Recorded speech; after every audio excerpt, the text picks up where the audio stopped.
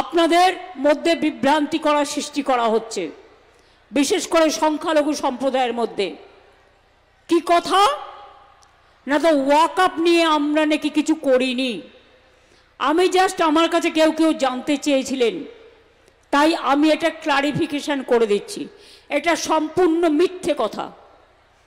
আমরা সরকার থেকে বিধানসভায় কেন্দ্রীয় সরকারের এই স্বৈরাচারী মনোভাবের বিরুদ্ধে বিধানসভায় আইন পাশ করেছিলাম, জোর করে অবৈধভাবে ওয়াকআপ প্রপার্টি কেড়ে নেওয়া যাবে না।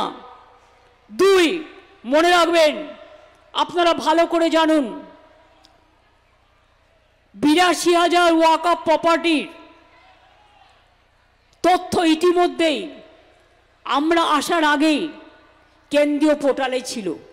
এটা আমরা করিনি, কিন্তু আমরা এখন যে পোর্টালটা করেছি WAMC পোর্টাল এবং নতুন UMEED পোর্টাল, এর পার্থক্য হলো শুধু আপলোড করার প্রক্রিয়া।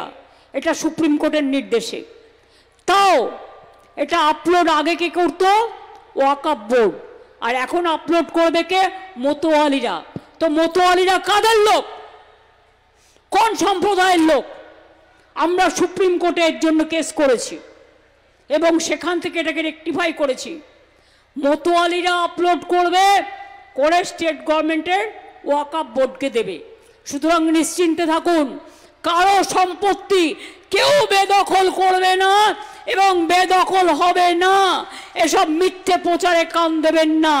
যা বলছি দাঁড়িয়ে বলছি, আমার কথায় যদি বিশ্বাস রাখেন, আপনারা জানেন আমি যতগুলো কথা বলেছি প্রত্যেকটা কথা অক্ষরে অক্ষরে পালন করেছি এবং আমার দায়িত্ব আপনাদের নিরাপত্তা, আপনাদের সম্পত্তি, আপনাদের জীবনের মান, আপনাদের ভাষার অস্তিত্ব, আপনাদের সর্বধর্ম সমন্বয়ের সম্মান সম্পূর্ণভাবে রক্ষা করা।